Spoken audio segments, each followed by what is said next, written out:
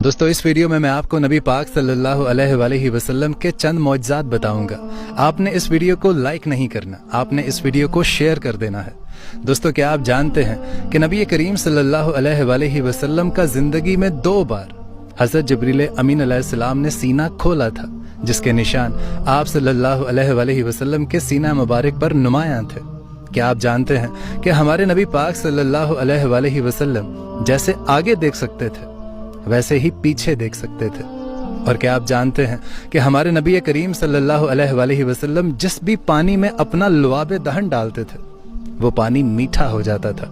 और क्या आप जानते हैं कि हमारे नबी करीम सल्लल्लाहु अलैहि वसल्लम पर जिंदगी में कभी भी मक्खी नहीं बैठी थी।